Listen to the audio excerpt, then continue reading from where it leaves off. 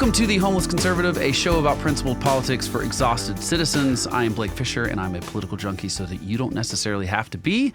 Thanks for spending some of your valuable time with me today. Today I'm chatting with Jack Kammer from malefriendlymedia.com, male as in M-A-L-E, one of the two sexes, because I'm all for empowering women. I want my daughters to know that they can contribute greatly to society in varied ways. And for the record, I also don't think there's any less value in them being a mom than being a CEO, but it's undeniable that our current culture doesn't seem to value men very much. We've largely adopted sort of an oppressor versus oppressed, or a virtuous versus dangerous binary descriptor of our two sexes, half of the world's population in this case.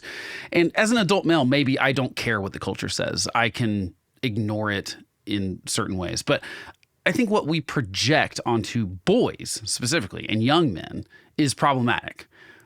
I think there absolutely is toxic masculinity. I think that there are things that I do not like about the way men behave, and I don't really even enjoy the version of masculinity that was on display at the Republican National Convention, for example, or that Donald Trump tries to portray.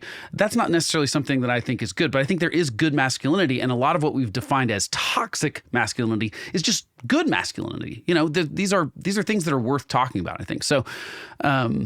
So I talked with Jack about a wide range of issues facing boys and men. Again, not to vilify women and girls, but to just really think about the negative effects that this culture is having on young boys specifically. Before we jump into the conversation, I have one quick ask. If you enjoy the show, please rate it wherever you listen or watch. It really helps and takes approximately 7 seconds for you to do. You can just put the stars. You don't even have to write anything. That's all we really need. Just tell me what you think about it if you want to. So without further ado, here's my conversation with Jack. Jack, thank you for coming on the show. It is a real pleasure to be here, Blake. Thank you very much for the invite. I think the first thing that I have to point out, which I'm sure other people have pointed out, you have a fantastic name. Jack Kammer sounds like jackhammer when you say it fast, and it just feels like one of those made up names for the stage, but I assume it's not. I know. I didn't even know it was a funny name until high school, because, of course, I had high school buddies who thought it was their job to give me a hard time about anything they could. Of course, that's the job. That's what high school buddies do for each other. Of course. So my friends call me Pneumatic Street Repair Device, if you want to. That's my favorite kind of nickname, the one that is actually longer than, the point of a nickname is normally to be shorter than the real name, but the ones that are longer jokes are very funny to me, too. Well, let's talk. We want to talk today about men specifically and politics and sort of the overlap of that. And you sent me a great email before we got started because obviously this conversation could go in a lot of different directions, especially with this past fall, Donald Trump and the Republicans certainly kind of going all in on, I don't think to the degree that sometimes the press made it out to be, but they certainly knew that the young male demographic was going to be important for them. They certainly went all in it with the media kind of stuff, media appearances on things like Joe Rogan and Theo Vaughn, and sort of ditching some traditional media stuff. And Kamala tried to sort of copy this with some of her going on podcasts and stuff, but the sort of podcast bro thing got a lot of traction this last fall. And I feel like we were talking a lot about men, but not really in a positive light, I wouldn't say. I would say that this was viewed negatively by the press and viewed negatively by Democrats. And, clearly it was an electoral strategy by Donald Trump and Republicans. I'm not sure how well-meaning it really is for them, because it could just be politics. It's just you got to get certain demographics to come out and vote for you, and because it's just about math at the end of the day, right? So I guess the first thing to ask is, just because I think it's worth pausing on that for a moment, what do you think was good about that, or what are the potential pitfalls in sort of using men as a demographic that we need for a vote? But are there policies that you see that are maybe going to be good things in the future? Those are all great questions. And yes, I do have some thoughts about all of that. First of all, I would say that the GOP really didn't do anything substantive or even propose anything substantive for young men. Right. I think the proper phrase is pandering. They pander to young men. Yeah. But what's really important here is how easy it was to pander to them. The GOP didn't have to promise anything All it had to do was to say, unlike the other party, we see you. Unlike the other party, we kind of think you're okay. Unlike the other party, you're not going to hear us talk much about toxic masculinity. Yeah. Because unlike the other party, we know you're sick of that. And you've had it up to here with that. So it was a very easy. Yeah. It was a very easy pander. They didn't promise anything. So there's not going to be any broken promises. Right. It sets the stage, though, for some really substantive things that young men and boys really would appreciate. Yeah. Is some of that, I mean, obviously they had no competition. I mean, I think that's one reason you don't have to do anything other than pander and say, I see you, is because no one else is necessarily trying to get your vote. I think, unfortunately, Democrats have thought that they can just not do anything, apparently, for that block of half the country that is a little less than half the country that's men, which seems funny because that's the only demographic that actually does break down about 50-50. There's really no other demographic that breaks down quite as evenly as that does, right? It's the gender divide? Yeah. So the Democrats have in the past taken women for granted. Yeah. Because in my view, and in the view of a fellow named Jan Winniski years ago who came up with this idea, the Democrats are the mommy party. Mm-hmm. And he saw the Republicans as the daddy party. And so we just sort of have this sort of gender affiliation with the feel, the vibe of the Democrats and the Republicans.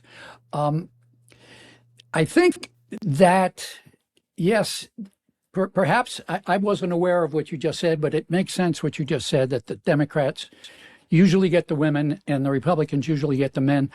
But wasn't it true that in the old days, the Democrats got the blue collar guys? Right. Yeah. That's the other thing. I think that it's just we're on this trend where people get a demographic and then they think they forever have that demographic because I guess they just think it's perpetual. Yeah. And the Democrats, everybody always talks about the women's vote, the women's vote. How are we going to get the women's vote? People have not, until very recently, until really Barron Trump, Trump's son, said, hey, Dad, you got an opportunity over here. Get out there into the manosphere, talk to some broadcasters, and, brilliant. So I'm very glad that the male demographic is no longer seen as not capturable. It's too disparate. In the past, typically, men voted on the economy. Yeah.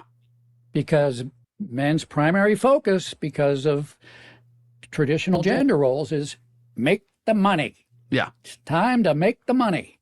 And it's a lot of pressure on men. It's a big responsibility for men, and it's sort of how they avoid being regarded as a failure. Yes. It's how they achieve being regarded as good family men. It's how they win the love and respect of their wives, and it keeps a roof over the head of their kids and puts food on their table. So the suggestion, what if the Republicans really were going to try to be, if the Republicans are the daddy party, if the Republicans really wanted to be better fathers to their kids, we could talk about how they might be better fathers to their daughters. Yeah. But my interest, my primary specialty, my expertise, so to speak, is about boys and young men. And I feel perfectly justified in sort of focusing on that, because boys and young men, by a lot of very important measures, are not doing as well as girls. And girls have had a 60-year pep rally. And, you go, girl. And what do boys hear? Boy, don't go there. Don't go there. And there's like a million statistics that we could bust out to prove that you're right about that. I mean, I was just looking some up in the last couple of days before recording this, and young men are 3 times more likely to overdose on drugs, and they are 4 times more likely to commit suicide. and this is just talking about young men, but forget about the middle-aged demographic of the 40 and 50 and 60-year-old men that are also a humongous chunk of the suicide epidemic. And when people talk about epidemics all the time. They label everything that's happening in any percentage of, they label epidemic. I'm like, no, it's not. The suicide epidemic in like specifically like divorced men or single men, it's high and it's rising and it's gotten worse. And I would think that's as close to something that we could say when people talk about gun violence in the country, they often leave out the fact that 2/3 of the gun violence in the country is suicides. And most of those are men. So it's a problem. And then 14 times more likely to be incarcerated. Of course, we can talk about a lot of the reasons for these numbers going up, which I'm sure you have lots of reasons. So yeah, just to sort of recap for listeners or viewers, we're not saying only boys matter, only men matter. We're just focusing on it because we don't feel like no one is talking about it. Not no one, but it is not being talked about near enough. And even in the pandering to get those people's votes, I agree. I don't think the GOP or Donald Trump really offered anything other than I see you. I don't think they really offered a lot of, and here's how we improve the lives of those men and young men specifically. Because I feel like there is a degree of, if we're failing kids in the elementary, middle, high school kind of thing already, boys specifically, like that's got to be corrected because that has ripple effects for a long time. So I don't think the GOP right now is doing anything substantive for boys and young men, but I would love to talk with you about some ideas. Yeah. For how they could be very true to Republican, even conservative principles and win boys and young men's appreciation, their votes, and at the same time also do the country a very big favor to improve the health of our country. So how did the GOP pander to boys and young men? By showing them sort of kind of juvenile things, but fun things. Right. Wrestling, yeah, Hulk Hogan ripping off his shirt, yeah, that's kind of cool. Never saw that at a convention before. That's great. That's why we love Trump. He does what he wants to do.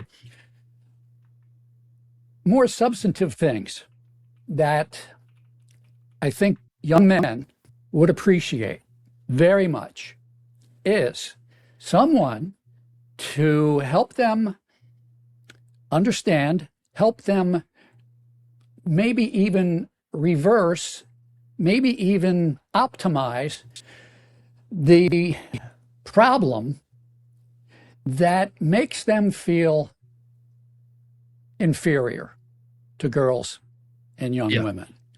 Now, I'm talking about mostly heterosexual boys and young men here. They have lots of misgivings about what they are seeing on the dating scene. And it's understandable. I mean, the young girls are out there looking for the hunky guys who got a cool car, because what are they doing when they're young? They're not looking to find a husband. Mm-hmm. They're looking to have some fun. And, you're going to have more fun with a hunky guy with a cool car who, has a bold personality than you are with, a fella who, likes, and this is no disparagement, who likes to write and read poetry. Right. When you're older, you might want the guy who writes and reads poetry. Yep, that might change. When you're young, yeah. So one of the things that I hear from the young manosphere is that they feel that that girls are making their own money. What do they have to offer? One thing that I would suggest the GOP do is to, maybe this can't be done for the teenage market, although with some smart thinking, it could be transferred in that direction. But especially for the girls who are 18, 19, 20, 23, 24, who are starting to think about, I might want to have a family. The young men in that demographic, in that age group, are thinking, boy, I'm really insecure here because all the women I'm attracted to, they're making as much money as I am. What do I have to offer? Yeah. Well, if the Republican Party were to, get some good writing, some good memes, some good podcasts, some good blog posts about what the science shows is good about men, especially if you want a man to be the father of your kids because you're a young woman who wants to have a family, the young men will be revealed to have tons of value. Right.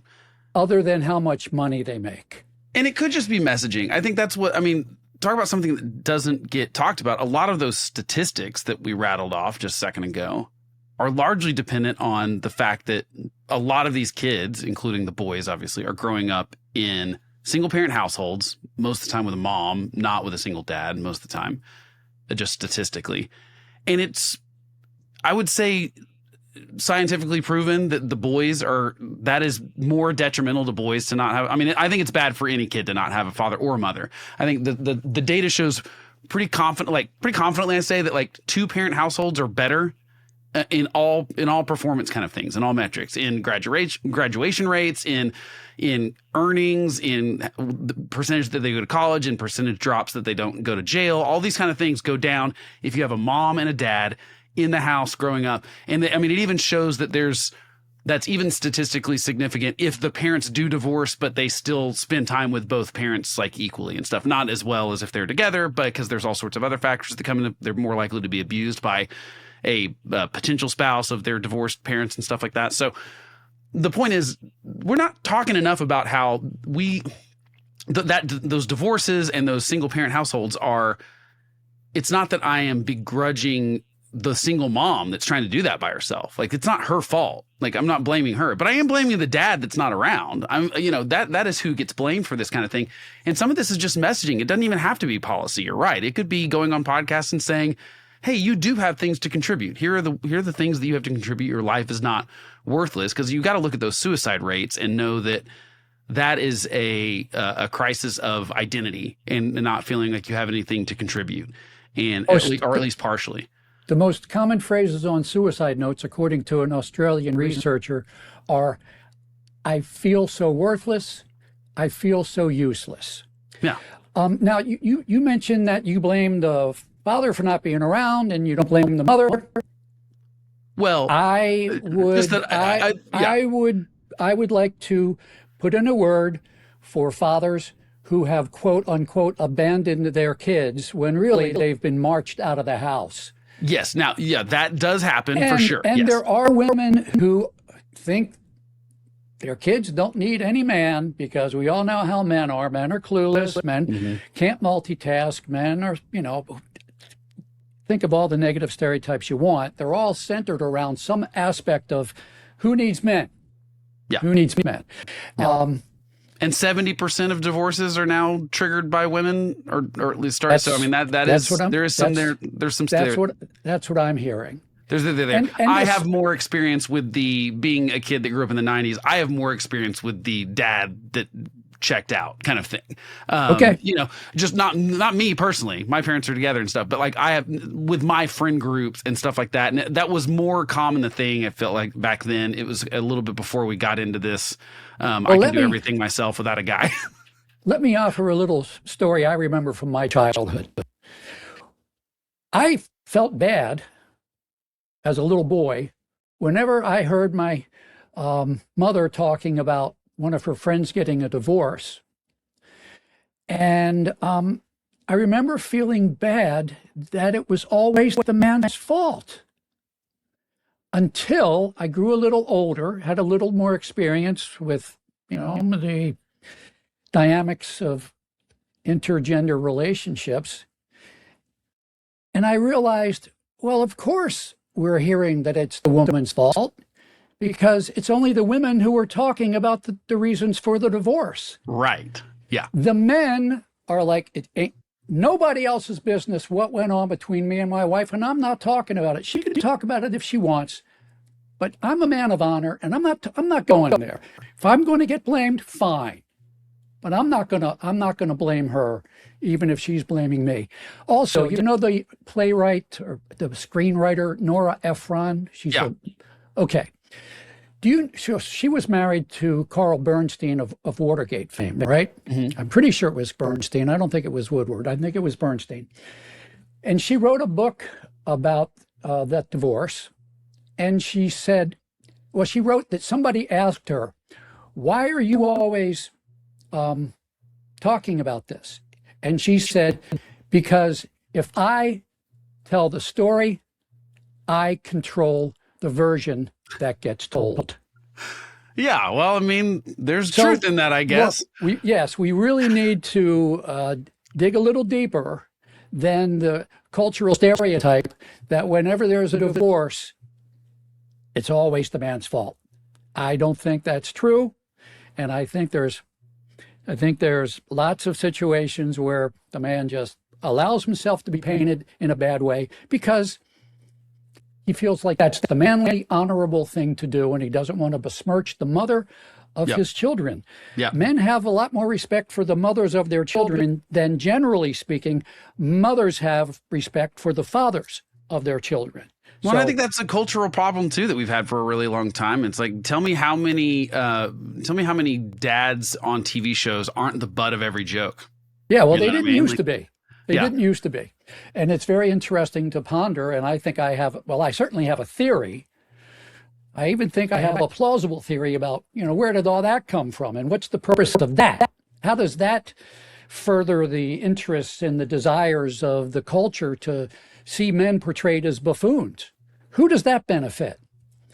I would argue no one, but... Well, I would argue that it benefits that fraction of womanhood that wants to feel justified not having a father for their kids.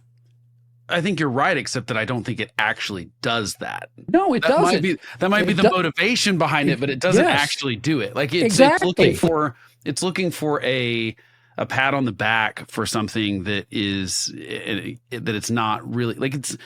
I think it should be easy for us to say that should be the ideal. Like, it's not that it works out every time. And like I said, I would never begrudge a single parent, dad or mom, for having to go about it that way for a lot of for sometimes the safety of their children. Sometimes divorces there's violence involved. And by the way, this goes both ways. I mean, it does. Thank you. It does go both ways. It goes both ways, and addiction goes both ways, even though those stats that we rattled off are higher in men, they're in women too and stuff. And so, these are things where people do have to make that kind of decision sometime. And yeah, I don't begrudge them having to make that decision, but I don't think they would ever be like, this is better this way.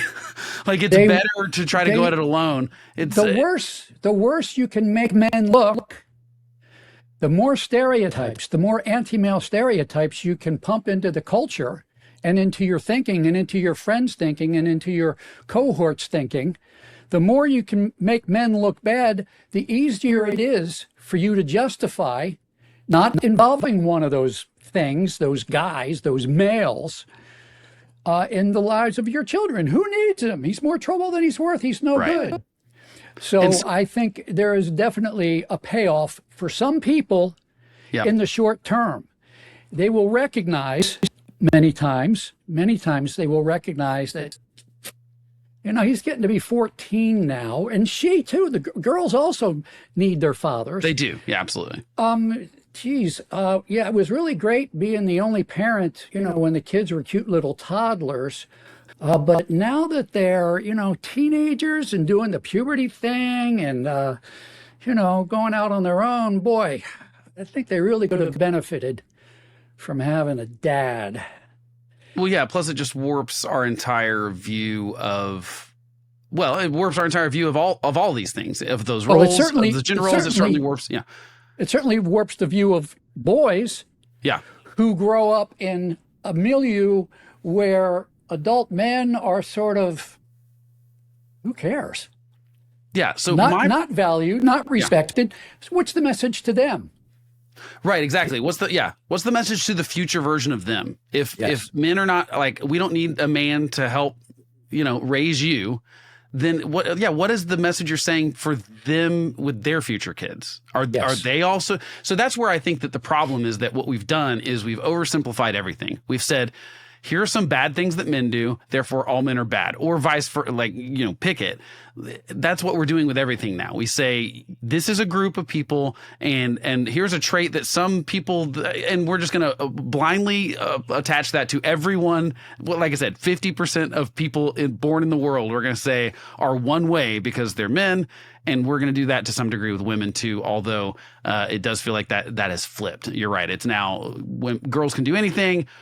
Boys, we're not really talking about. We're not talking about how school's not set up for them. We're not going to talk about how they mature slower than women. So there's all these things that there are differences, and sometimes there are advantages and sometimes there's disadvantages. The thing we're talking about right now is with the transgender debate is like, can biological men compete in women's sports? And anyone who pretends there's not a physical advantage there that men would have, or boys would even have, when you take an age group, 17-year-old boys versus 17-year-old girls, or take any age, doesn't matter. Like, there's probably going to be physical advantages that men are going to have, but there are disadvantages too. They mature slower. So at 17 or 18, when kids are going to college, boys' brains are not developed at the same rate that girls are, which is why girls are at higher rates of college admissions at this point. They're more mature. They're probably smarter at that point, frankly.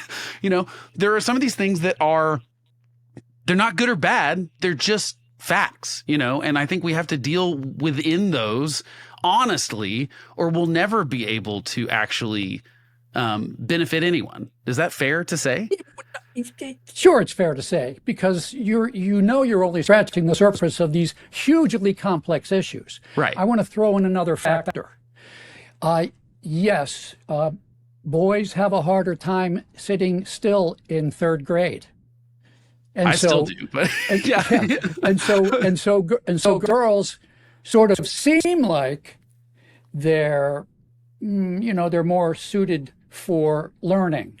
Well, they're not suited for learning, but the way we've built schools, they're certainly more suited for. So which is the main factor, that boys are sort of defective or lagging in some way, or that maybe we need to rethink how we educate our boys? I know that when I was in grade school, 5th, 6th, 7th, 8th grade, I would see almost all the girls writing very feverishly in their notebooks. All of these notes they're taking down, and I really just remember thinking,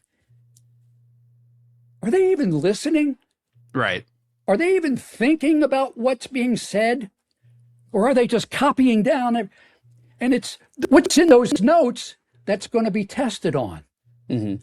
Because that's the way it's easier to mark that. That's the way we do it. Yeah. That's the way we do it. So yeah.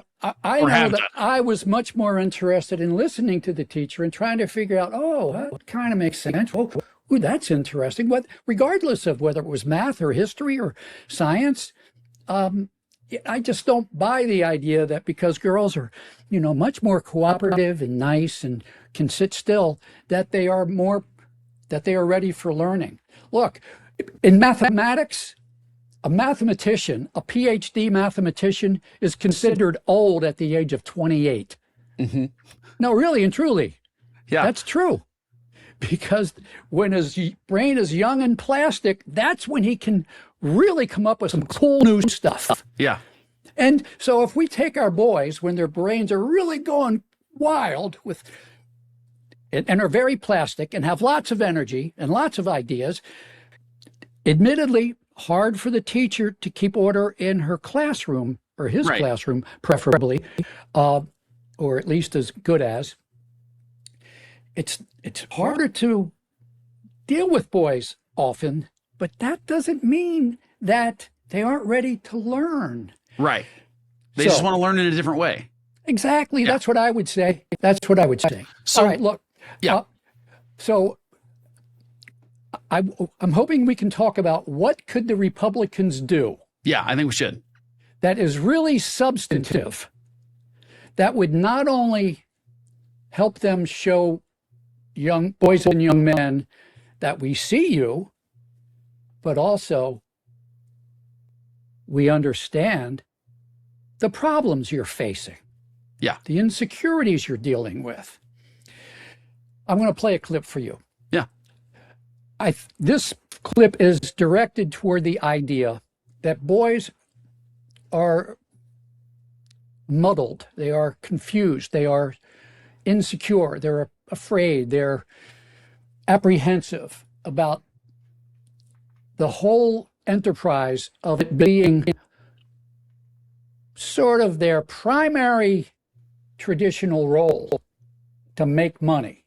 Yeah. Because that's still, even today in our supposedly progressive 2025, it still is primarily what women are very interested in knowing about.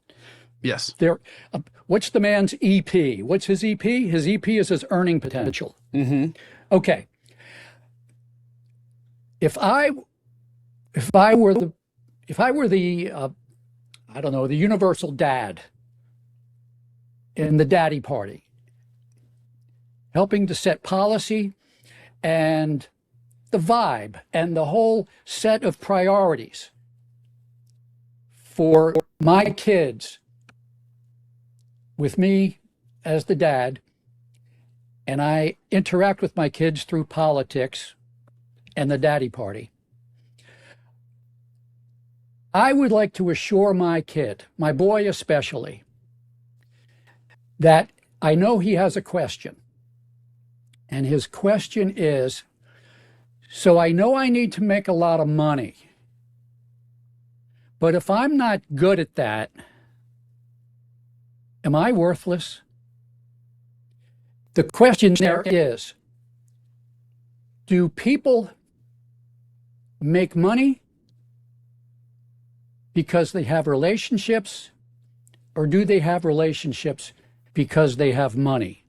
Now, I, as a young boy, would like to know that I will make money because I have relationships. I have the relationships just because I am a good person who is very interested in having good friends, good siblings, good parents, a good family, a good community. I'm very into relationships because I know that really the most important thing in life is not, whether your family has a fancy car or not. It's how happy are you together.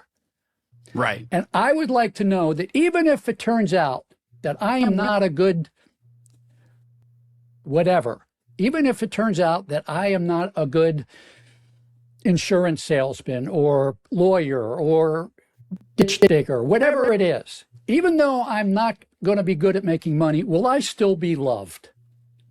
And I would like to know that, yes, you will still be loved, whether you make a lot of money or not, because it's terribly insecure for boys to feel, I don't know if I'm going to be able to find a good job. It's pretty freaking hard out there now with globalization. Also, I think you mentioned earning potential. I have quite a bit of interaction with the people in sort of the Gen Z young, like just out of college professional stuff, because some of my cousins' kids are that age.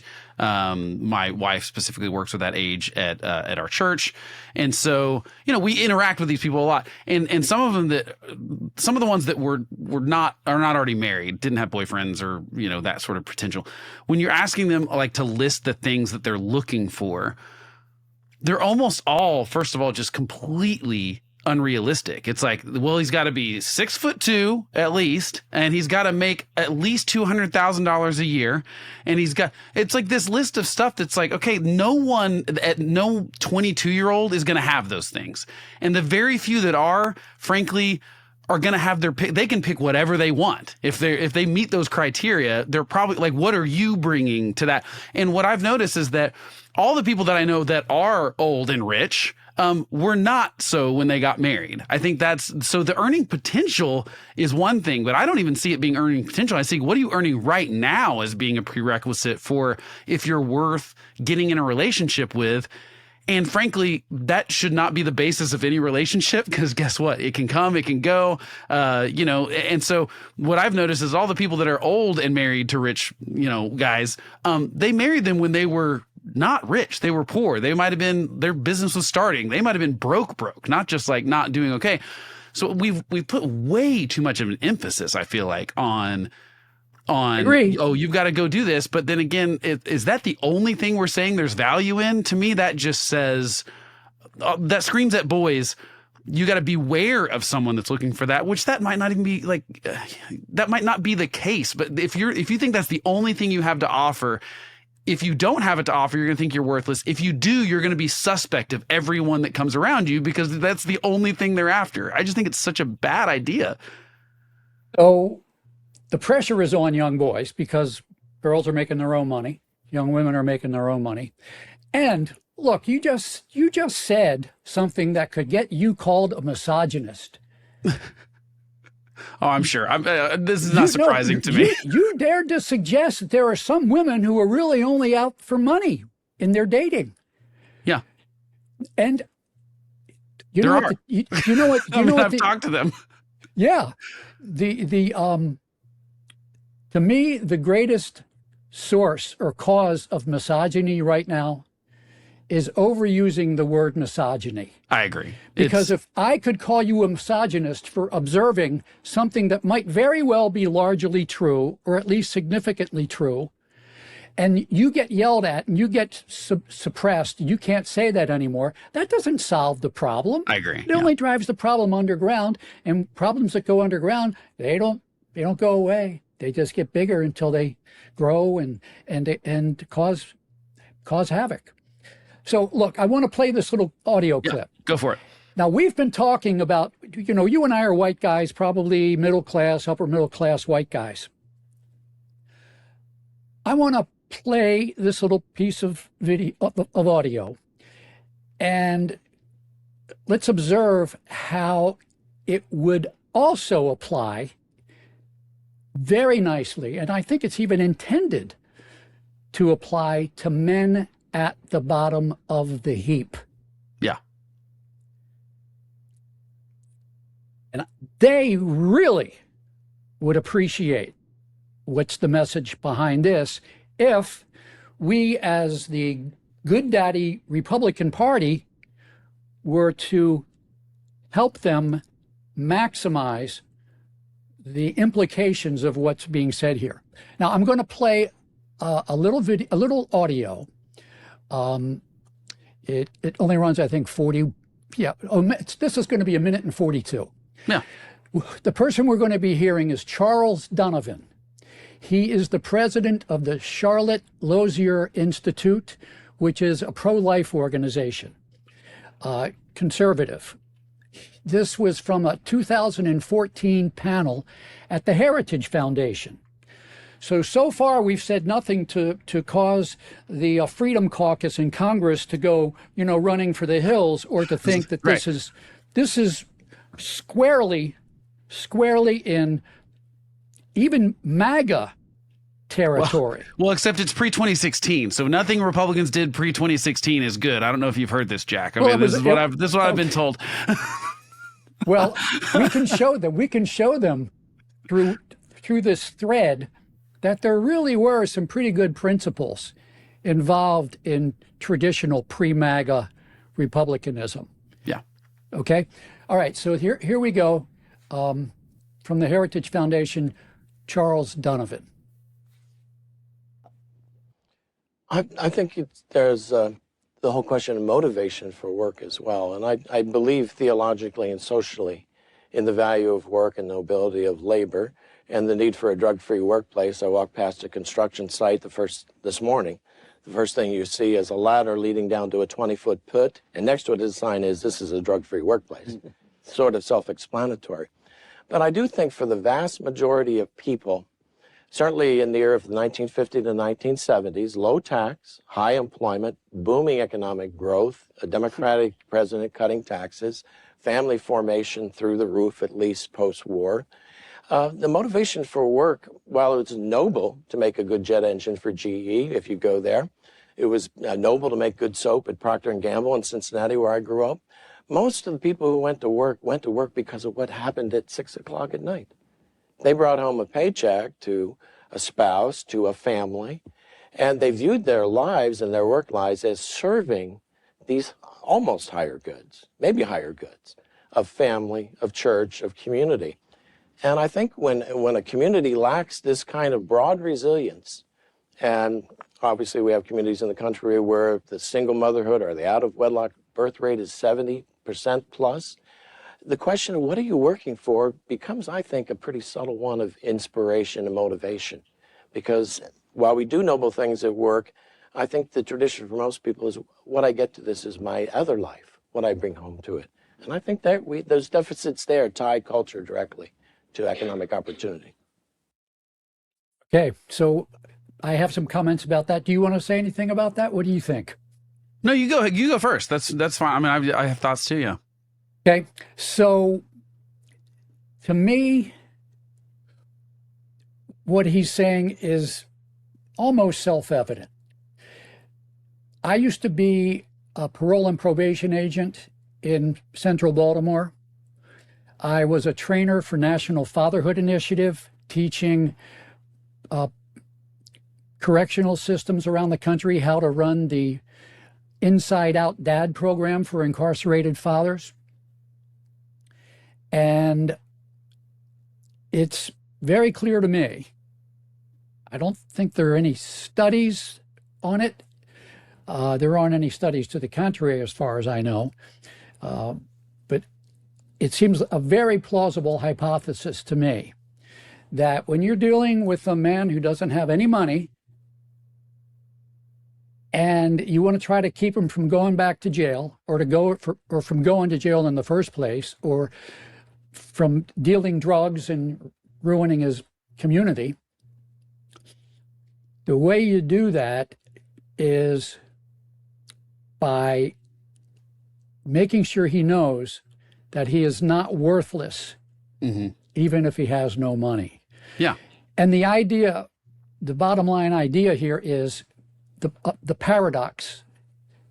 The paradox that tells me that the less we focus on men needing to make money to be worthwhile in their communities, the more money they will make. Why? Because the less we focus on their need to make money to be valuable and important in their communities, the more we will emphasize, and if we don't emphasize it, they will discover it, that they are also valuable for who they are as human beings. The men that I saw in my parole and probation office repeatedly said, I don't want to be just a wallet. I don't want to be just a wallet. I love my kids. My dad, I want to do better than my daddy did to me. That's what they want.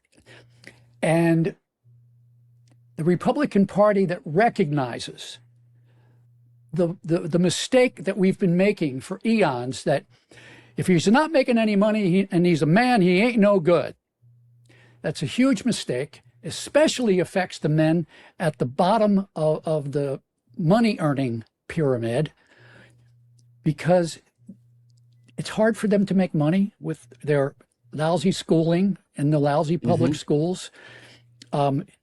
They often have an arrest record. They don't have any great skills. The neighborhoods in which they are growing up are economically depressed. There aren't any great jobs.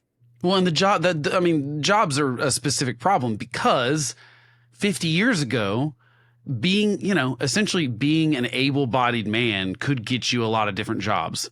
Those jobs don't exist as much anymore. And I am not one of these protectionist people that is like trying to bring back manufacturing. Part of the reason those jobs don't exist is because they've gotten better. They're better places to work now that you control a robot that's putting a car together instead of you actually having to do the backbreaking labor yourself. That's a good thing. We're producing more with less, but it means there are more skills that are required to get into those jobs.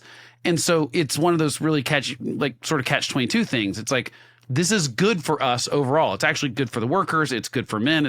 But when you just look at that baseline of just all you have to do is be able to lift heavy things, yeah, those jobs are kind of slowly going away. And which means that we're not, because that, again, was not something that had to be taught in schools. We had PE, but I mean, come on, PE was not creating strong men. I mean, if you were strong, you were kind of probably strong for other reasons. So the problem is we never adjusted anything, and we just thought that would continue to happen for forever. And as that's changed, we've not adjusted the educational requirement. We've not said, okay. I mean, frankly, I don't see that we've made enough changes just based on like the internet existing in education. I think that alone has not really been taken advantage, but much less let's look at the workforce. What is the economy like now? What kind of jobs are out there? How are we preparing all of these kids, men, boys and girls, for the workforce of the future? And it's just pretty clear that it was not set up to do that well. The truth is, college degrees used to kind of be these things that were sort of barriers to entry. It was a way to go, okay, you went to college, you got a degree, that proves that you can do a certain amount of tenacity there. You studied, you did well enough, you went to class, you did X, Y, and Z that proves that you're probably going to be a better employee than someone that didn't. That's changed though. I feel like now that there's a lot of perversion in college and in education for you're really just filling seats because they're paying money to be there, without really further. So that puts men at even more of a disadvantage now that the college degree potentially, it's like women are getting more of them, but it's not necessarily the litmus test that it was before. So I think the problem for the Republicans to solve, because they went after this demographic in, like I said, this past election, I think the problem is it's really hard for them to change that tune, because they might not be saying it out loud. Everything Donald Trump does, and by the way, the reason I'm singling out Donald Trump is because he is the Republican Party. There is if he doesn't say it, it doesn't exist as a platform in the Republican Party. And if he does say it, Republicans can't say anything against it, or else they're a rhino. That's just frankly the reality that we're in. There's nothing about Donald Trump that says that money's not the only thing that matters in this world. And so I see no chance that the GOP can like actually help boys, because the person at the very top of that thinks that money and status are the only thing that matter, period. There's no other thing. I mean, am I wrong, do you think, or harsh about that? He's got less than 4 years left. Yeah. And there will be other candidates that the Republican Party will be putting forth. Now, J.D. Vance will probably be the next one. But there are Republicans who could take what we're talking about and give J.D. Vance a run for his money. And I think if he runs a smart campaign, or she, it'd be interesting to see a woman, take an interest in the problems of boys and men. She could, I think, especially if we have 4 years of Trump craziness, and in 2028, the world is full of Trump fatigue and MAGA fatigue. Yeah, I think it's not going to happen while Trump is in office, no doubt. Yeah. But we're going to have other elections. Yeah, so, I guess you're right. You're absolutely right. It's just that it seems like I keep hearing, and I'm not saying you're making an excuse here. It's just that when I talk to people that are specifically more supportive of Trump than I am, because I'm not. I don't think he's good at the job, frankly. I think he's his own worst enemy when it comes to this stuff. Like he's got Republican House, Republican Senate. He's doing everything via executive orders right now. And my arguments with people that support it, I go, it's going to get signed away by the next Democrat that gets elected, which will happen at some point in the future, probably 2028, based on the last few elections and how people are just kind of rejecting the party that's in power. Because I don't see, obviously we got a long way to go, but right, like I said, there's going to be a Democrat that's going to come to the White House at some point and just undo all the things that were executive actions. And my point is, you've got to do stuff legislatively if you actually want them to be permanent. And the point is, some of this stuff is, I worry about specifically the young men that are attracted to this style of governance and this style of thing.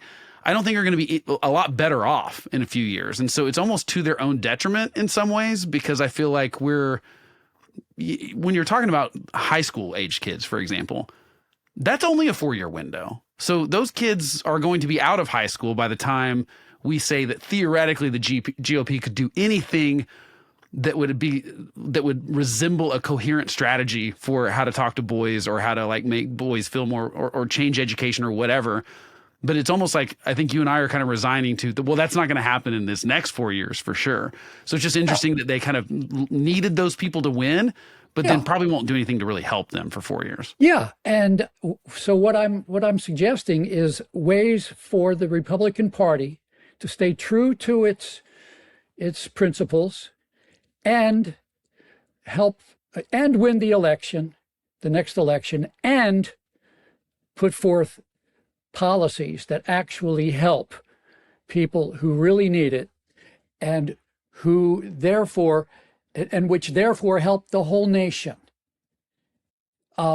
It's not happening tomorrow.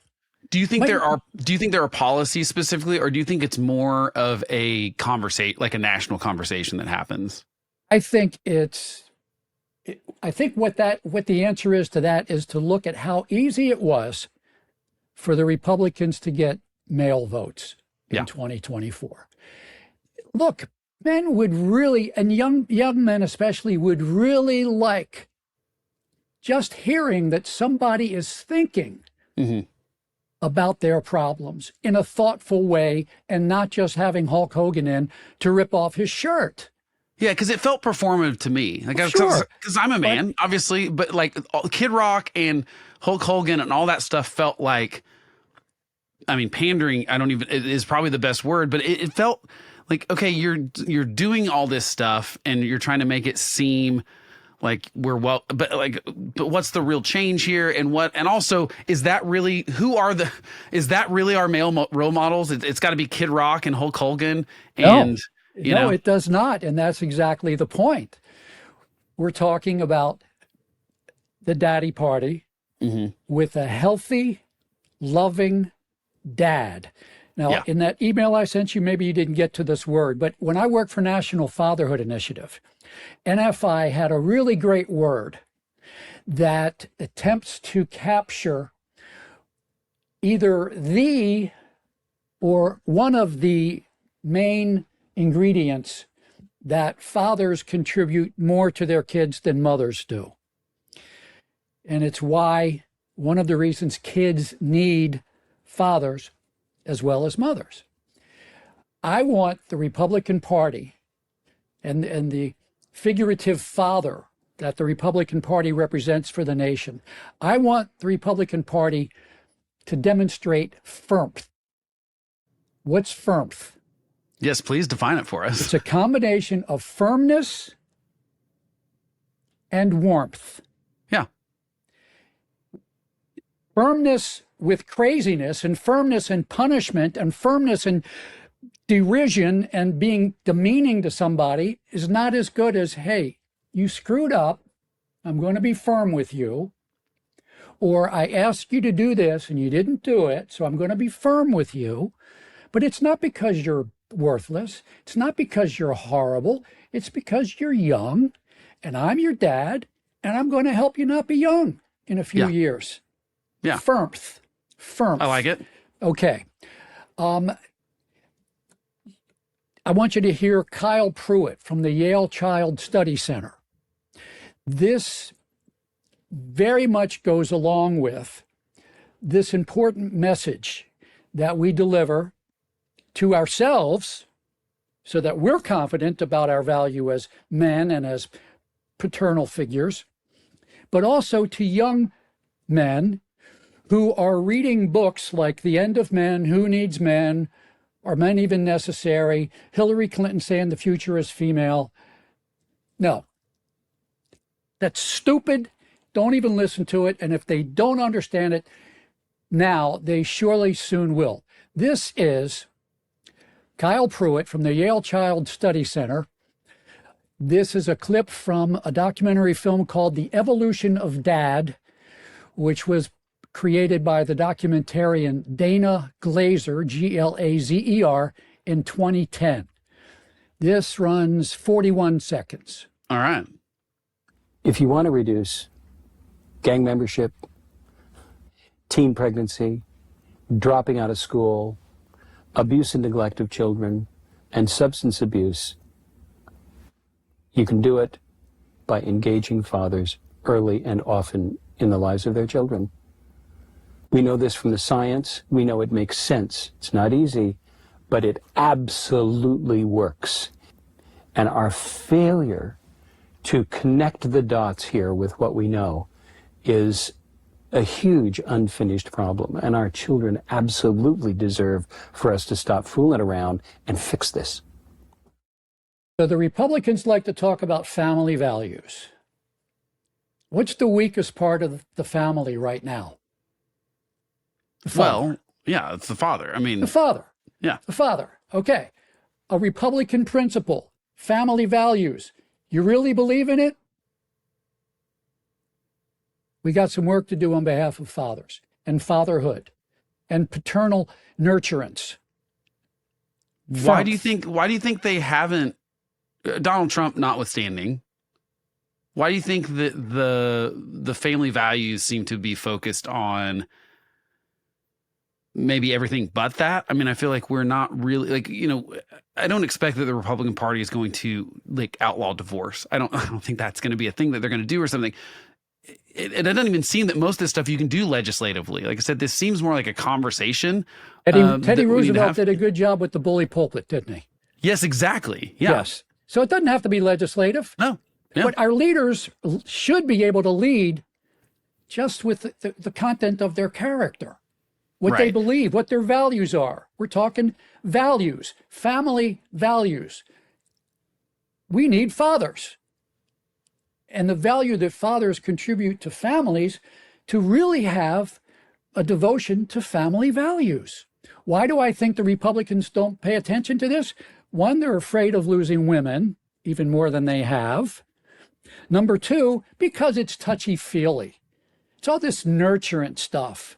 Men don't nurture. Men kick the kid in the ass, spank him and send him to bed without dinner. You know, they got the firmness, they don't have the warmth. Right.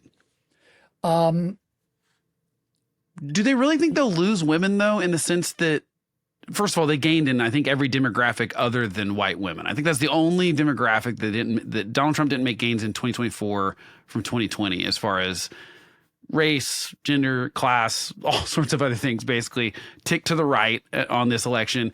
So we see now, you know, it's like, how much is that him? How much is that a rejection of Democrats? We don't know. You know, exit polls are iffy at best, but it does seem like there's got to be as many women that also agree that they would like their husbands and the fathers of their kids to step up. I mean, because there's a lot of bad fathers out there. I don't think we're doing a good job equipping young men specifically, like how to be husbands, how to be fathers. Again, I don't think that's the government's job. I think that that's a problem where we've replaced religion with politics, frankly, or all those other sort of civil societies that we used to be a part of, you know, whatever it was, you know, with my dad's generation, it was probably like bowling leagues and stuff. And we're just not, you know, we're just having fewer in those kind of places where we are shaped by the people that we're in community with more, it seems like these days. So I get nervous about getting the government involved in making policies that try to do this stuff, just because I think there's unintended consequences, but certainly they should be talking about it. You don't think the government should be involved in what happens to kids after divorce? No, they should, but I think that it gets, like, Should again, it be a free for all, or should there be some look at the science, some look at the psychology, some look at the principles of child welfare? Right, but I don't know how we can legislatively make people be better fathers. I think does that make sense? Well, like, I think that's really the problem. We can't legislatively make people be better mother either. Right. Which takes me to my next point. Yeah. There is all of this talk about responsible fatherhood. Mm-hmm. What's missing? Well, both, just being a responsible parent in general, motherhood too. Yeah. Have you ever heard of a responsible motherhood program? No, because it's just all. I think the other problem is that we just try to say that it's all equal and that you can do anything by yourself that you could do with your husband. And I think that has been maybe the worst lie that we've told women for decades now. Yeah. Thank you. And we are in a situation where single motherhood by choice, not because the man is no good, single motherhood by choice is now considered evidence of empowerment. It's right, but that is where we're off. We are off with the messaging there, in my opinion. We're not only off with the messaging, we're off with the social policy and the incentives and the support we give to these wrong-headed ideas. Yeah. There is a poverty researcher named Catherine Eden, who for years, her specialty was women in poverty. She studied poor women, and she says she has a lot of respect for them. But people were asking her, and her husband, Timothy Nelson, I think is his name, who is also a poverty researcher. People were asking her, well, what about the fathers? What about poor fathers? She said, okay, all right, we all know about these fathers of these kids and the men who impregnated these impoverished women. We all know about them, but okay, we'll study them anyhow. Well, she wrote a book called Doing the Best I Can. She and her husband wrote a book called Doing the Best I Can. And they basically had to say, oh my God, we were so freaking wrong. These men do care about their kids. When I was in social work school, I will never forget, one of my classmates and I were talking, and she was telling me about some case she had, sort of a child welfare case she had, where she was having trouble getting into the house where the single mother and the child lived. They were worried about the condition of the single child. The social work student was having trouble lining up an opportunity to get into the house. The mother kept dodging that. And the social work student was very clear, was not stupid. She knew what was going on. She strongly suspected that the house was a mess. It was no fit place for a kid. And the woman didn't want that to be seen, because she knew that the social worker would probably have to initiate removal of the child from that home. Right. And I said to the social work student, wow, that sounds like a big problem. Have you ever looked into the father? Have you ever talked to the father? And she said what social workers almost always say in these situations. Oh, no, he's no good. Well, how do you know? Based on what? Yeah. Did you look into it and determine that, or yeah? How do you know? Oh, well, that's what the mother told me. She's suspicious of the mother's excuses for not letting her into the house, but she's perfectly accepting of the stereotype that these guys are no good. It's wrong. It's unfair. It's horribly demoralizing to lower class men. Yeah, and also that should be something that is, that at least my anecdotal understanding of a lot of the court stuff is the same way, in the sense that it'll often side with the mom over the dad in that kind of dispute of a situation where it's he said, she said. The profession of social work is a mess. Yeah. It's a mess. Now, social work does some good things. I don't deny that at all. But in the arena where of family law or family conflict, family reconciliation, in any arena, really, where a man and a woman might have different interests, different points of view, different wishes, in any arena in which a man and a woman are in some kind of conflict or disagreement, almost always the profession of social work will side with the mother. Now, there are many reasons for this. It's not just because social work itself is ideologically feminist. Mm-hmm. I'll stop and back up for a second and tell you that the Council for Social Work Education, which is the accrediting body for schools of social work in the United States. Which means you have to go there, right? For if you want to have a professional social work job, you got to go to an accredited school. Right. The Council of Social Work Education is the accrediting body. The Council of Social Work Education, which governs what's taught about how to proceed with family discord, every year awards a Feminist Scholarship Award. A Feminist Scholarship Award. We embrace the feminist point of view. We will award the people who best describe and exemplify the feminist point of view. And that's how we're going to teach our social workers. Every third word out of a social worker's mouth is diversity. What do you think is the gender balance in social work schools these days? Yeah, well, it's right, about which is always funny to me. 12 to 15% are men. Yeah. Okay.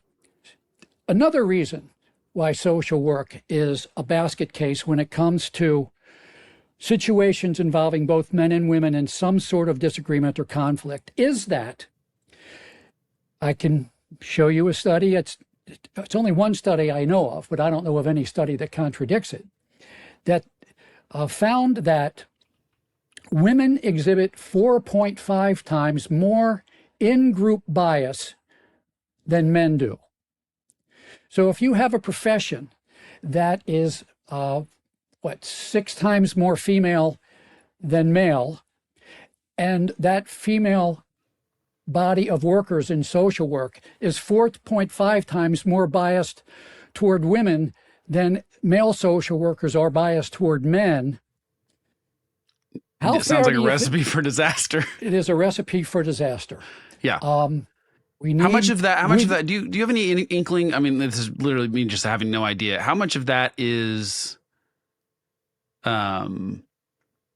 government, state, local, some sort of level of that where it's DHS or CPS or any of those kind of organizations? How much of that is also like nonprofit that I assume structurally they're probably mostly demographically the same potentially in those two things? Yes, they are definitely the same.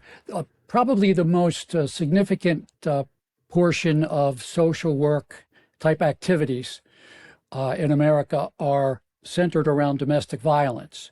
Mm-hmm. If you take a feminist view of domestic violence,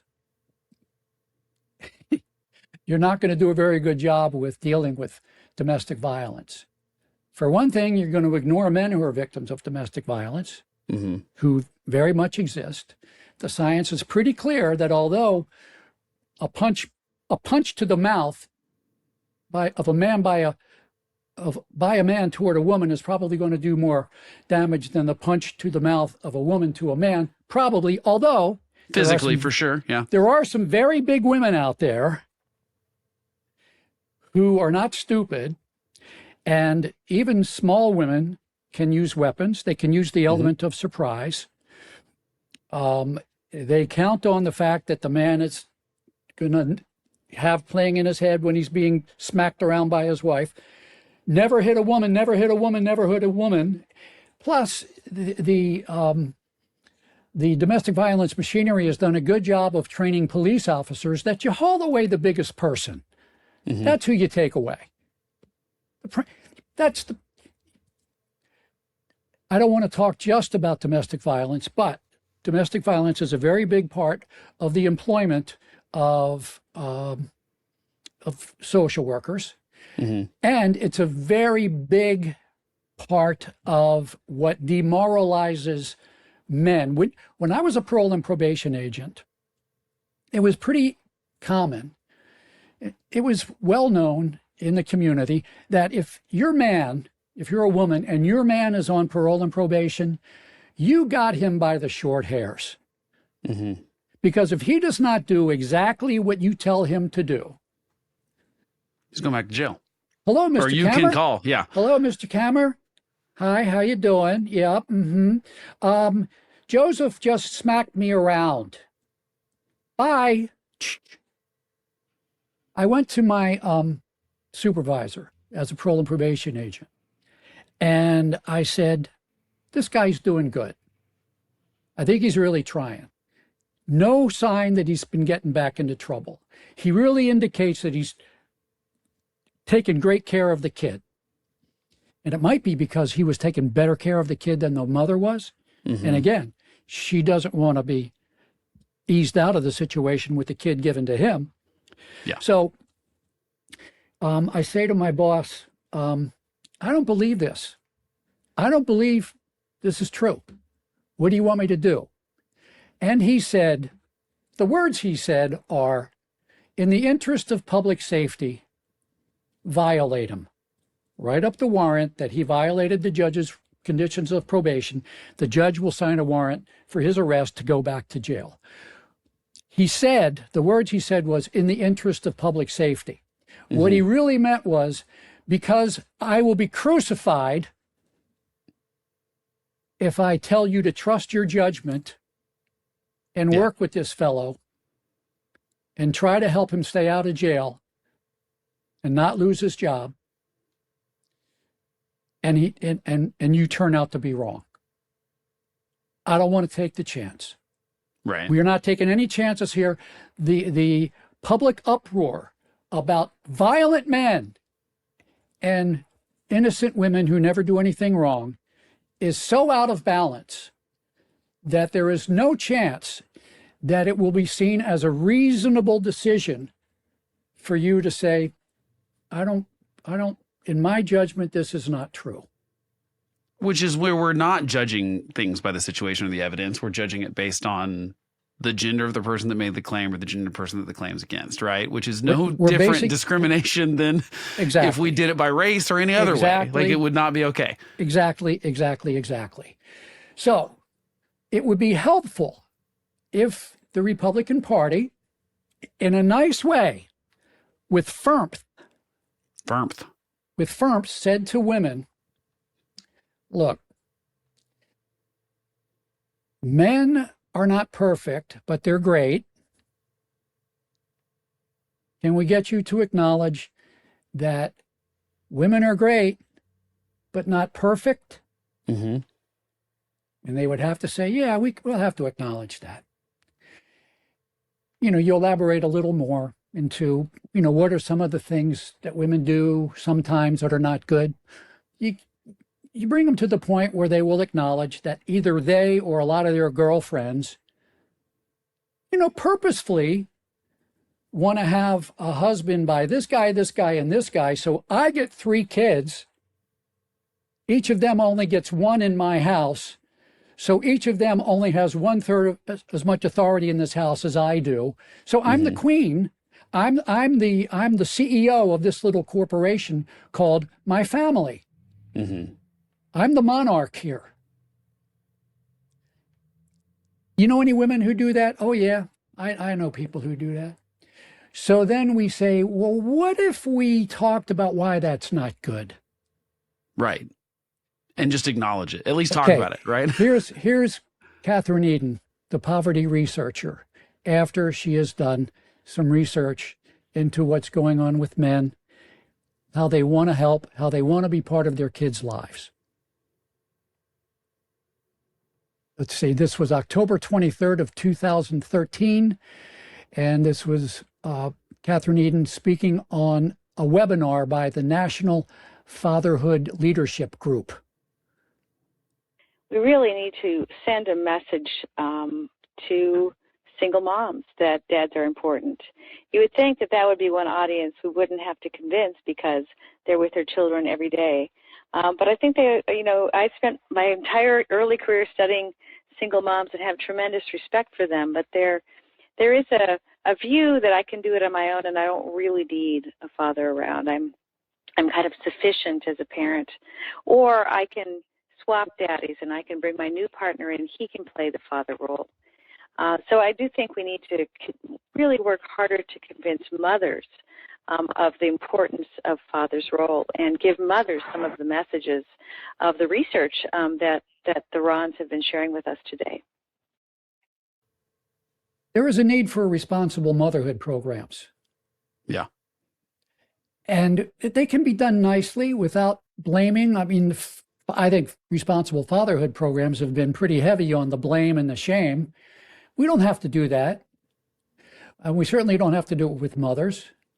But, look, these women are, they're human beings and they want what they want and they want what's best, what they think is best for them. Responsible motherhood would really just be to say, we understand, but let's talk about the science of what's best for your kids. And even though you might not like your daughter's father anymore, it's not about what you want with him. Mm-hmm. It's what the daughter needs from him and what he needs with the daughter. He needs relationships. If he's going to be a good citizen, if he's going to be a good person in the community, if he's going to get up every morning at 6 o'clock to go stand on a frigid bus stop corner, to go to some job where they treat him like crap, so he can bring home just barely enough money for you to think that he's worthwhile. He needs to have that relationship. He needs to have that motivation that Charles Donovan talked about. Yeah, and the kid especially needs the relationship. And really, to me, everything about parenting should be sacrificial to that. Not everything, but that should be the number one thing we talk about to me is the kids. When you look at the stats of the kids that are fatherlessness, like that's where you go, I don't care how much you dislike your spouse or the father or whatever. It just seems to me, if you really care about the kid, you've got to figure out a way to make it work. And I get that relationships are messy. I get that divorce happens. I get that sometimes in these situations, the guy absolutely screwed up and deserves to be left by the woman and vice versa. Sometimes the woman deserves, but our kids would benefit if we made that a national priority to be like, hey, it is really important for both of them to be in that kid's life, even if they can't be in each other's lives. And it would be an easy sell because, as much as relationships between mothers and fathers, especially when they're not married and not even, hanging out together, as much as those can be emotional and irrational, mothers, every bit as much as fathers, and fathers every bit as much as mothers, want what's best for their kids. And it's an easy sell because the science is so overwhelmingly clear. Yeah. But you're asking them are good for kids. But so you are asking people to not be selfish, which is really hard to do. And if the federal government were to finance a program, I'm not being paid by the National Fatherhood Initiative for saying this, but the best program I appreciated from National Fatherhood Initiative was a program called Understanding Dad. And it was really about asking women to think, a little bit differently about how they typically think about motherhood and fatherhood and their kids. Not only would coming up with some funding to run these kinds of programs be helpful directly, they would also have the knock-on effect of sort of changing the zeitgeist. You might remember, I certainly do, that when I was young, drinking and driving was not a shameful thing. Right. You would almost brag about it. Oh man, I got so fucking shit-faced. I don't even know how the hell I got home. Yeah. But I woke up in my bed, so I guess I did.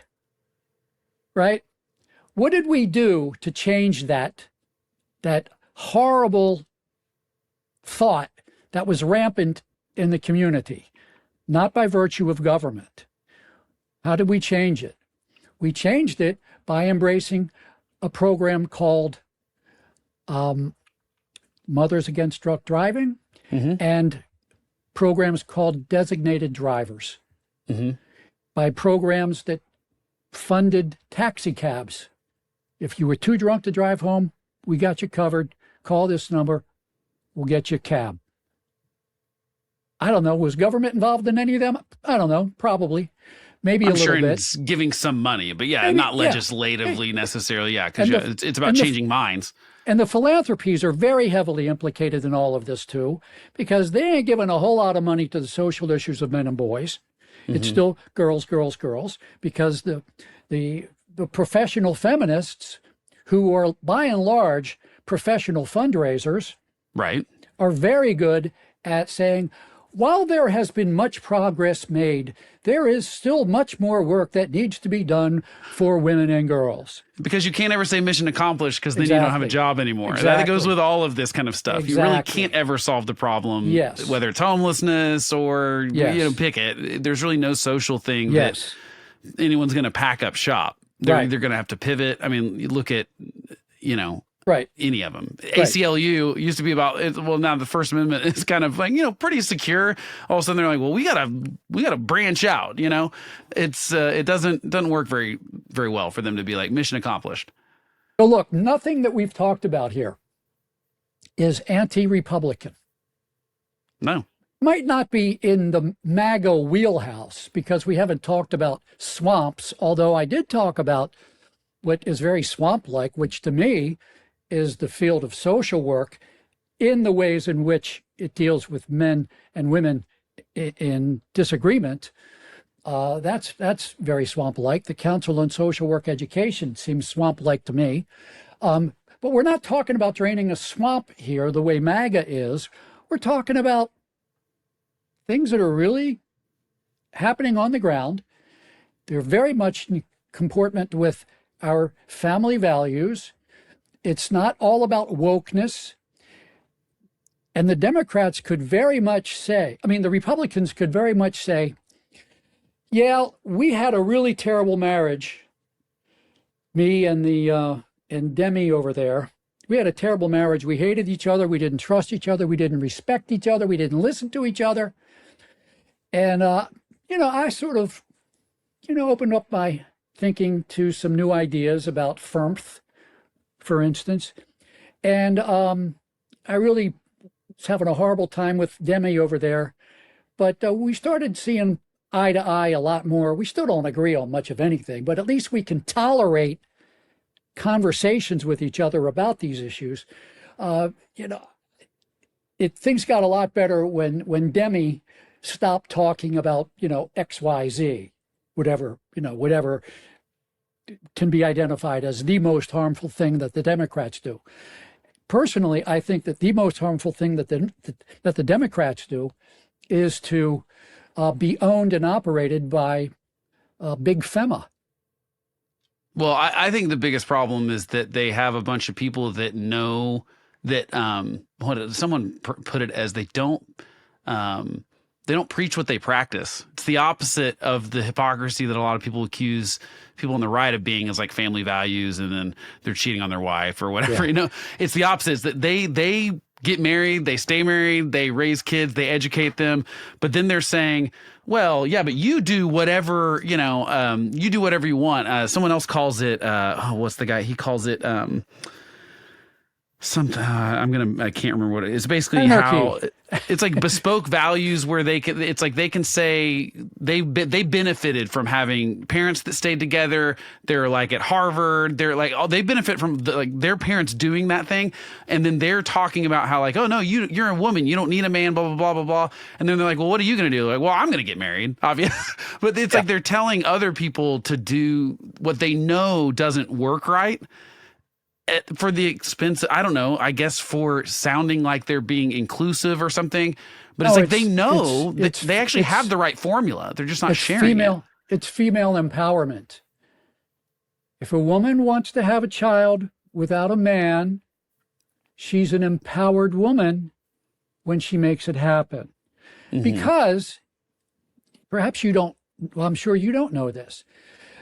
In the early days of the feminist movement, Betty Friedan, 1963, wrote the book, The Feminine Mystique. Mm-hmm. When I read that book about 10 years ago, I was expecting it to be a diatribe against men. It was not, by any means, a diatribe against men. Betty Friedan, who said some very, very powerful and important things about the problems women truly were facing, didn't blame men. She said, look, this is the culture, it's social expectations, and guess what? It's happening to men too. It's not exactly a picnic for men. Well, in 1969, 6 years after Betty Friedan published this book, in which she was somewhat friendly to men, the leaders of the women's movement, Betty Friedan went on to become the first president of NAL. She was a co-founder and the first president of the National Organization for Women. I'll just mention that in 1980, she wrote, 17 years after she wrote the book, not 2025, 62 years after she wrote the book, she said, the dialogue has gone on too long in terms of women alone. Let men join women at the center of the second stage. Mm-hmm. I just want to throw that in because Betty Friedan was very cool. She was A-OK by me. In 1969, shortly after the book was published, and the National Organization for Women was struggling to get membership, there was a problem with women who were thinking they sort of liked the National Organization for Women, but couldn't be really sure it would be really good for them because, you know, these guys over here are thinking that it's going to be good for them too, because they're saying things like they want to have this thing called equal parenting. And that might, you know, that's not really what I signed up for. I'm very happy to be the CEO of my little family corporation. I like being the boss. I like someone being a loser in this situation is really what it becomes about, right? It's like, well, it's not enough for me to win. It's that they have to lose, right? There is a certain amount of zero-sum thinking that's involved in that, yes. Right, which doesn't really need to be like... It certainly shouldn't be. It's so silly when it comes to this because I think it's very clear, and this is me getting a little bit more... I have different hats. As a Christian, I mean, I think God designed men and women to be good together. You know what I mean? So, I mean, I'm looking at this from like a theological standpoint and stuff, and I think we're much better together than we are apart. And so, but like, yeah, and then practically you can just look at the data to say that like, it's pretty obvious that like everyone wins if we improve men and women's lives together, especially the kids. Like I said, if the kids are what matters the most to everyone, which it's hard to find people that don't agree with that sentiment, then why are we not doing the thing that benefits them?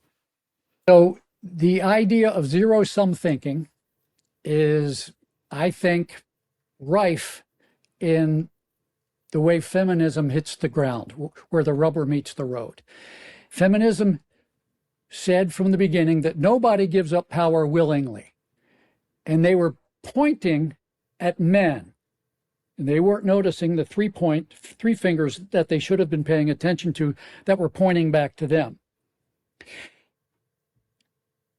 Nobody gives up power willingly, but smart people will share it. Mm-hmm. Because when it's shared and there's health in the system, synergy can happen, growth can happen, and then everybody can generate more power for everybody else. It becomes not a pie where there's only so much pie to go around. It becomes a bakery where we can make a lot of pies. So in 1969, there was a group of women who figured out how to assure women that you don't have to worry about those men wanting to achieve equality in parenting, because guess what? We're going to convince everybody they're the enemy and they are oppressors. Mm-hmm. The Red Stockings issued their Red Stockings Manifesto in July of 1969. It was a pretty preposterous document, but the culture was primed, especially the media, were primed to suck it up, embed it in all of its molecules and DNA and cells. And it became sort of the religion of the land that men were oppressors. Mm-hmm. Women are oppressed, the manifesto said. Women are oppressed. Our oppression is total. We identify men as the agents of our oppression. It went on for a lot longer than that. That was basically the idea. We don't have to allow those men into equality just because we've been talking about equality. We've been talking about equality for good people. Right. Yeah. We don't have to offer equality or listen to what those oppressors want. And that has stuck. That has stuck. And, you know, a little bit of firmth could go a long way. You want to hear some good firmth from the 1950s? Of course. Okay. So you know about the Army McCarthy hearings? Yes. And you know about, McCarthy, the senator who was terrorizing the United States with worries about communists everywhere. Yeah. I want you to listen to this clip in which he essentially, this is not McCarthy. This is a fellow named Welch. Let's see. Let me read you a little bit about this. This is from the PBS American Experience TV show. Listen to this in the context of somebody delivering this message that Welch delivered to McCarthy, somebody delivering this message to feminism. Mm-hmm. Let us not assassinate this lad further, Senator. You've done enough. Have you no sense of decency, sir? At long last, have you left no sense of decency?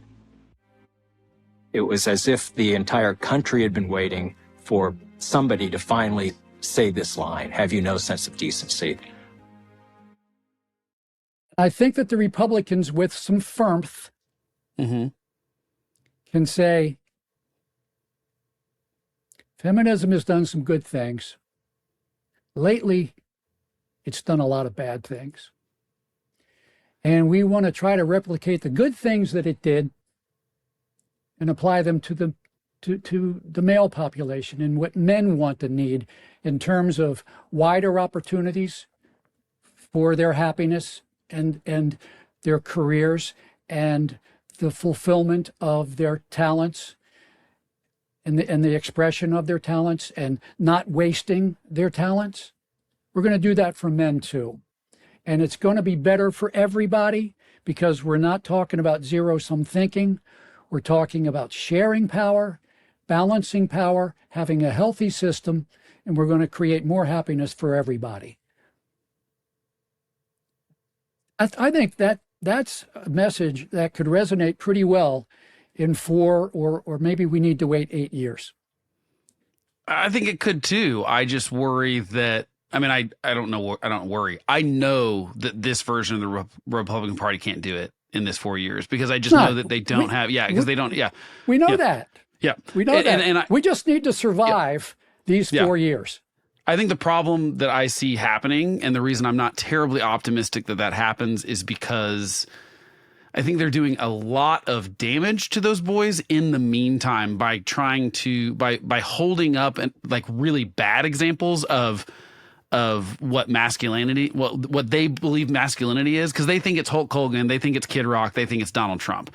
Those are the role models that we're putting up for men, which I think is just going to further divide men and women, because I think that those are pretty, like, those are just such a sliver of what I don't think, like that. I don't relate to any of that. Like, in the 2028 election, are the Democrats going to be able to assure boys that their message about them is any better? No, probably they're not. Right. No, they're not. Yeah.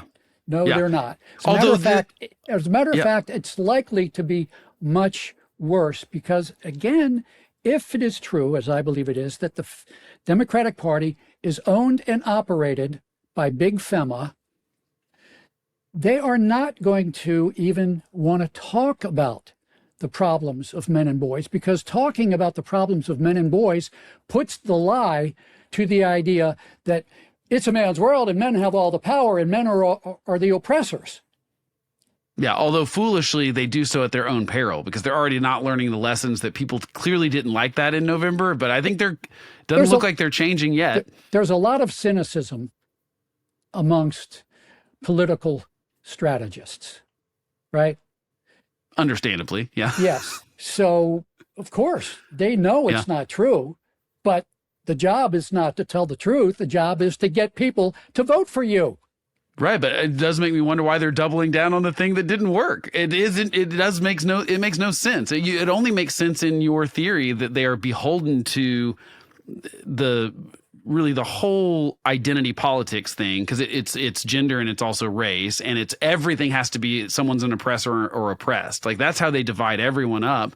And it's pretty clear to me that Americans don't like being divided into groups like that. And that's why you had higher minority votes for Donald Trump. That's why you had higher basically turnout in every demographic across the board.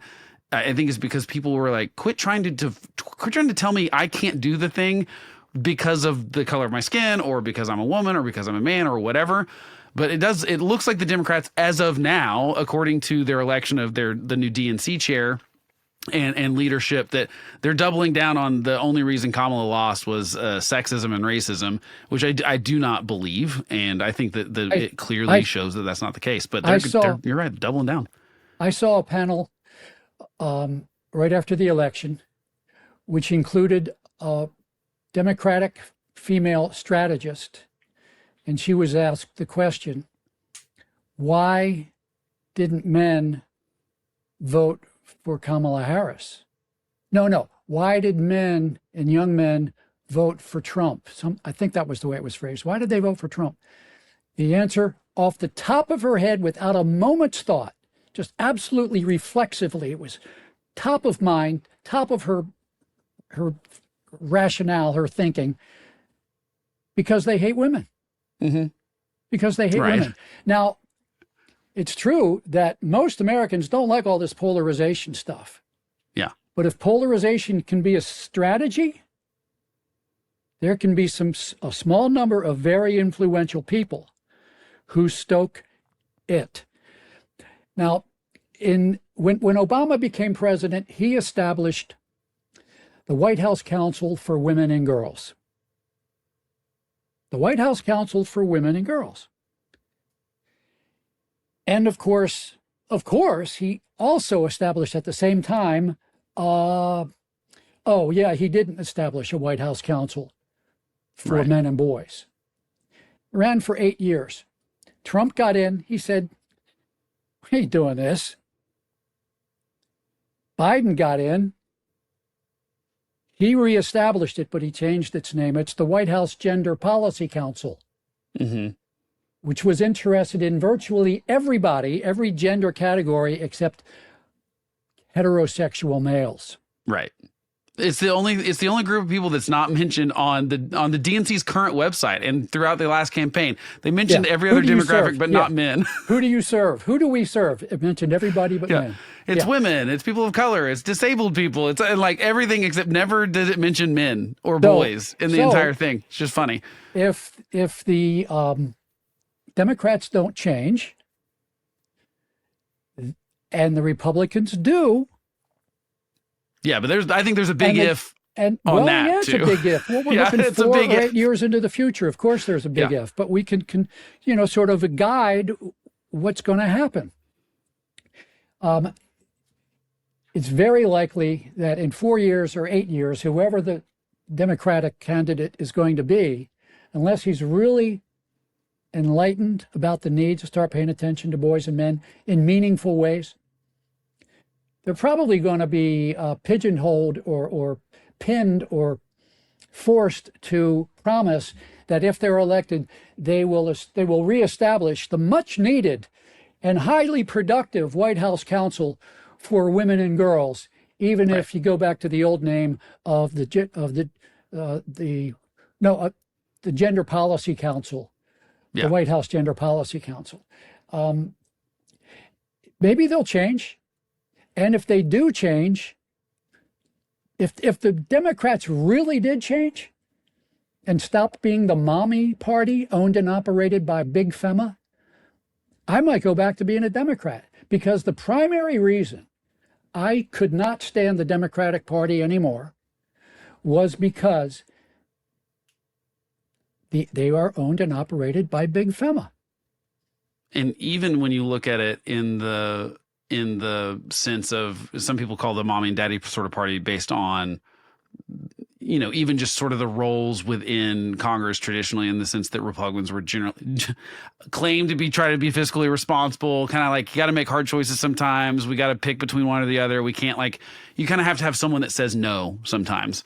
Whereas Democrats want to say yes to everyone all the time, kind of thing. If you got a thing you want us to spend money on, we can. There's that aspect too. That's an aspect of the mommy party. Yeah. The currently dysfunctional mommy party that I had to get away from. For me to go back to them, they would have to stop being dysfunctional. Yeah. And they would have to stop being the kind of mommy who says everything is okay. Poor baby. We understand. No firmth at all.